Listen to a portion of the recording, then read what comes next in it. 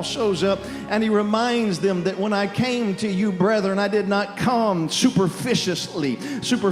I did not come with some type of intellectual superiority of speech or of wisdom from man, proclaiming to you the testimony of man, but I came in the power and the demonstration of the Spirit of the Almighty God. And Paul begins to talk to them about his testimony, and he says that we have this testimony. And when he begins to speak about this term testimony of God, what he is saying is it's the same terminology as, you know, the term is martyrion, it's martyr. And he is speaking of Jesus Christ, who was the ultimate martyr. He was the ultimate victim. He was killed for him being the testimony of truth. Stay with me because you're going to understand. I feel like we're about to preach. He goes on to speak about the greatest mysterion in the school of Revelation. He didn't receive it from the hands of man. There was no preacher that showed up to him and said, here's the mystery of God, but it was revealed to him by the creator of the universe. And he said, the greatest mystery that mankind has ever known is what took place on Calvary. He begins to teach them about the mystery of the gospel of Jesus Christ. He begins to tell them that it's the greatest secret that mankind has ever learned.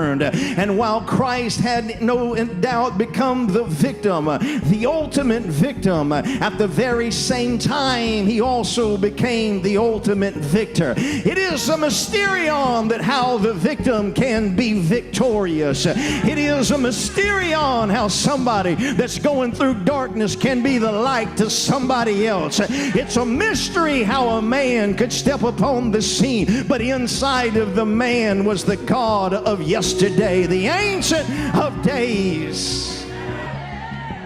He was removing the sin from the world. He was forgiving the world. And yet at the same time, he was reconciling the world. But at the same time, he was dying on a cross, hidden on the inside of the Lamb in plain sight for humanity, was the Ruach HaKodesh of old. It was the lily of the valleys. It was the one that David penned his poetry to when nobody else was around.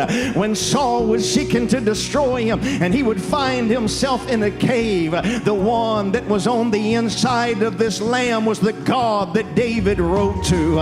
In fact, the Proverbs 25 says it this way. It is, watch this, the glory of God to conceal a thing. Watch this. But it is the honor of the kings to search out all matters.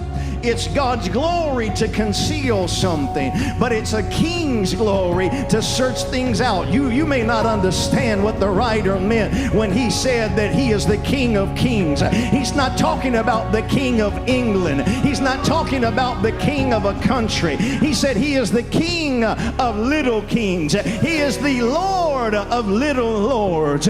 You got to understand that it is his honor to hide something from humanity, but it is our honor to search things out. He said, if you will seek me, you will find me. When you search for me with all of your heart. If you're not connecting with the searcher, you're not connecting with nobody. It doesn't matter if they're addicted to drugs and selling dope on the side of the street. They're probably searching for something, and it is your job to find the something that they are searching for and to give them the revelation that what you are hungry for and what you are looking for and what your spirit is lusting for and what your flesh is lusting for, it's really not another lover, no, but it's the lover of your soul.